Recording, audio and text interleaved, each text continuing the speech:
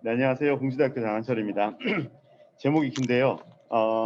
제가 드릴 말씀은 이겁니다. 일단 저희 장마 연구를 하고 있습니다. 지금까지 장마가 뭔지 좀 이야기들이 많아서 말씀드린 역학적 구조라는 게 역학적으로 장마를 정의를 하려고 그러고요. 그 다음에 저희가 코덱스 진행을 하고 있으니까 코덱스 다운스케일링 된, 다이내미컬 다운스케일링 된 이제 리저널 시나리오에서는 과연 이 저희가 정의한 이 내용들이 과연 어떻게 변화를 하는지에 대해서 이야기를 해보려고 합니다.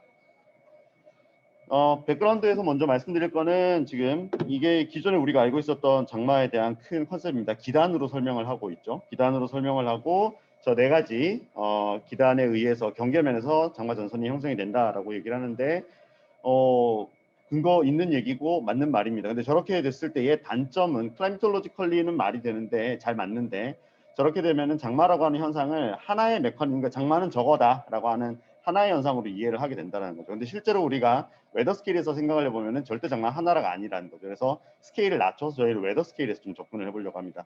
일단 웨더 스케일로 내려와서 개별적인 특성을 살펴보고 그 다음에 이 특성들에 근간한 구조를 다시 민을 해서 다시 클라이미톨로지로 올라오는 이런 방향을 쓰려고 합니다.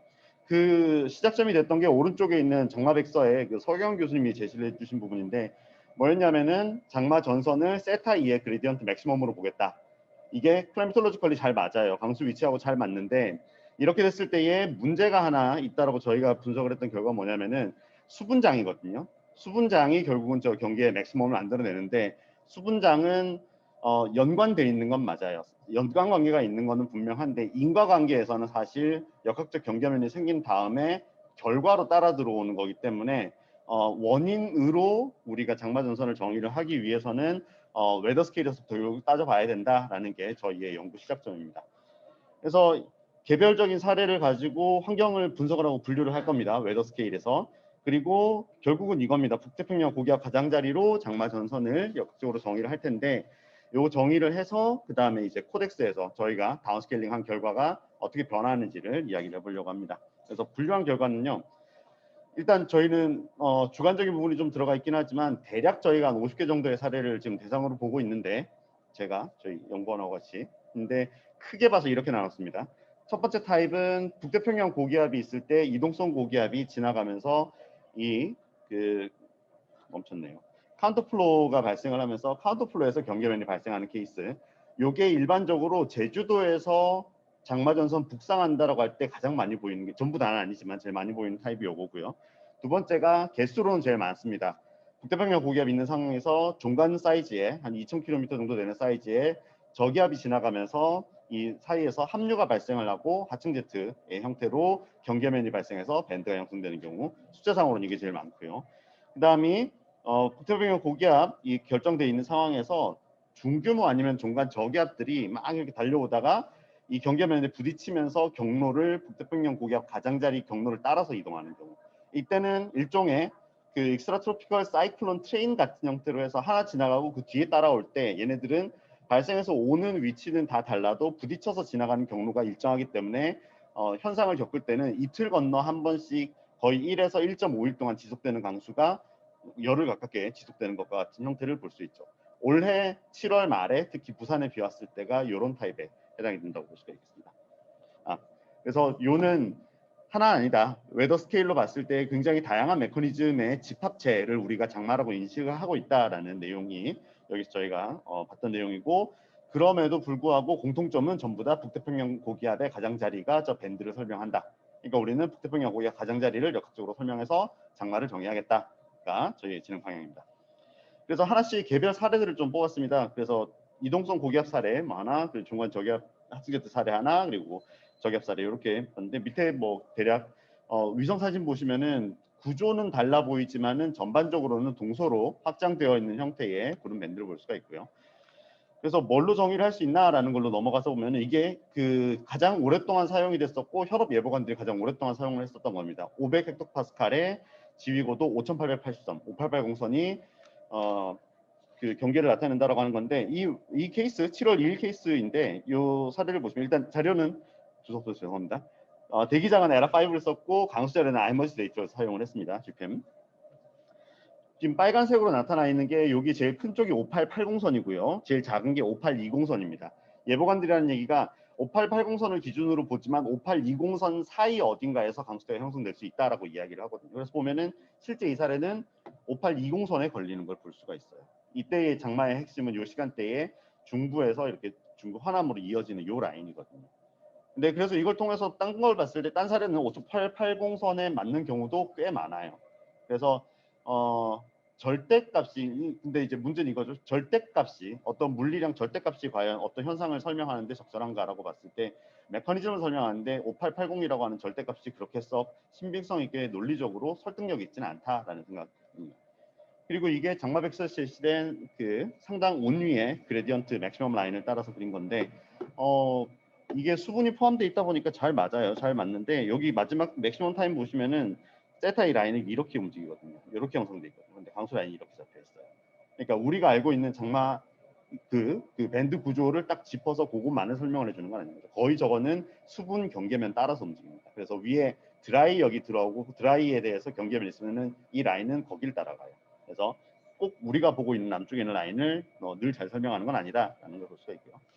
그래서 이번에 결과적으로 말씀을 드리는 게 저는 이거를 지금 사용을 하는 게 현재까지는 제일 괜찮았었는데요. 변형장입니다. 디포메이션입니다. 이렇게 몰려들어서 이 축에서 빠져나가면서 늘어지는 딜러테이션 엑시스를 따라서 가는 스트레칭 폼을 가지는 저 디포메이션, 이 디포메이션 라인 봤을 때 디포메이션 중에서 이게 이제 쉬어링 컴포넌트고 여기가 스트레칭 컴포넌트인데 이 중에서도 스트레칭 디포메이션 컴포넌트가 장마 전선을 잘 설명한다고 봤는데 이유는 고기압 가장자리가 고기압 있을 때 여기에 뭐가 오건 간에 부딪혀서 경계면을 따라서 라인이 형성되는 거기 때문에 디포메이션이 잘 설명한다고 봤고요. 맥시멈 라인 보시면은 이렇게 중국적으로 이어지는 이 라인 잘 설명하는 걸 볼 수 있고요. 그럼 저 디포메이션이 어떻게 생겼냐라는 걸 따지기 위해서 하나 더 나가서 본 게 우리 폴튼 잭 3장에 나옵니다. 그 밸런스드 플로어에 나오는 그 아노멀러스 하이하고 노말 하이 있는 데 있죠. 아노멀러스 하이 쪽 보면은 고기압 중간에서 그레디언트가 작고 경계로 가면서 그레디언트가 커진다라고 하는 그 부분 보면은 고기압 가장자리에서 기압 경도가 큰 물리적 특징을 가진다라고 해서 그레디언트 구에 보면은 가장자리에서 이 빨간 쪽이 큰 값인데요. 이 디포메이션을 설명하는 원인으로 제시가 될 수가 있습니다. 그래서 직접적인 원인의 경계면은 디포메이션을 사용을 할 겁니다. 이건 그냥 이 부분인데요. 저희가 고기압 가장자리라고 이야기를 하지만 실제 영역 확장해서 보면은 고기압 여기거든요. 그죠? 근데 이쪽 서쪽이랑 남쪽 경계를 설명을 하는 건 아니니까요. 그래서 실제 우리가 디포메이션을 가지고 얘기하는 게 고기압 가장자리를 설명한다라기보다는 가장자리에서 나타나는 강수 현경 경계면을 디포메이션에 설명을 한다라고 인지를 하고 진행하려고 합니다. 고기압 가장자리를 따지려면 결국은 일종의 필터링한 로 프리퀀시의 볼텍스 라인으로 긋는 게 전체 라인을 설명하는 데는 제일 명확하고요. 우리가 강수에 관심을 가질 때는 디포메이션을 쓰겠다라는 의미입니다. 그래서 하층 제트에도 적용을 한번 해봤고요. 잘 맞습니다. 디포메이션 잘 맞고요. 그리고 저기압 사례도 해봤는데 온난 전선하고 한랭 전선을 지금 달고 다니는 중이거든요.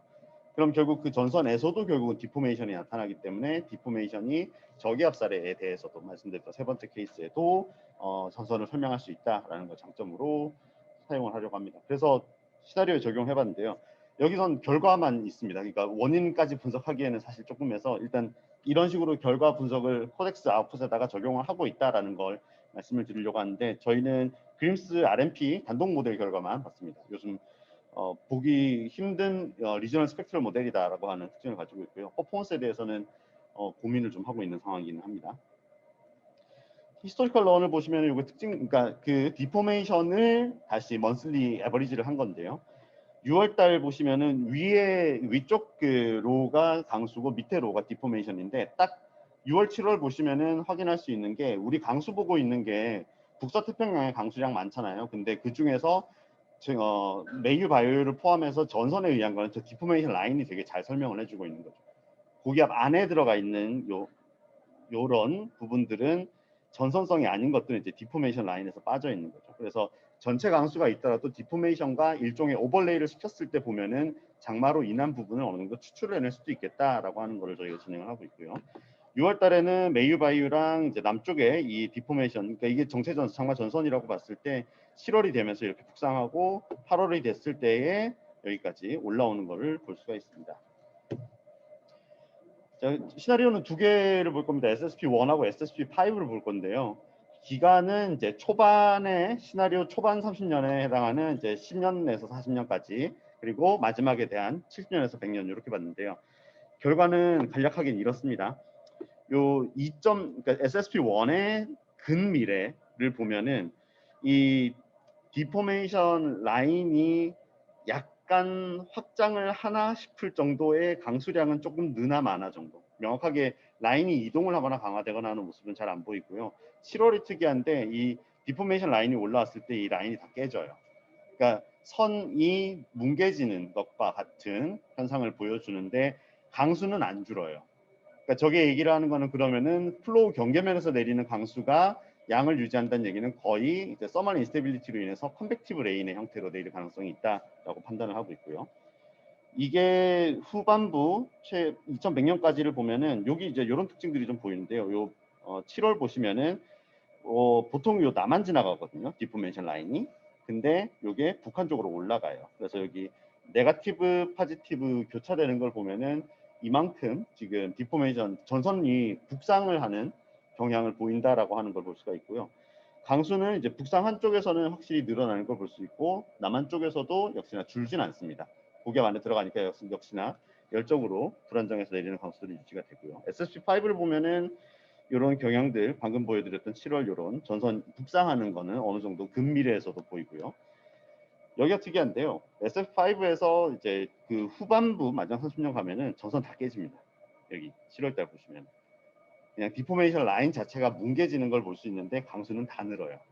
그러니까 이 시나리오에서 저만큼 진행이 됐을 때에는 오히려 온난화가 아주 강하게 진행이 됐을 때에는 장마 전선이라고 하는 전선 형태는 다 깨지고 그냥 열적으로 전달되어 오는 수증기들이 그냥 그 자리에서 열적 불안정으로 내려버리는 형태로 바뀔 수 있다라고 하는 내용을 확인할 수 있었습니다. 유형의 결론은 지금까지 드렸던 말씀 이렇게 정리를 했고요. 제 발표는 여기까지 말씀드리겠습니다. 감사합니다. 시간 잘 맞춰주셔서 감사합니다.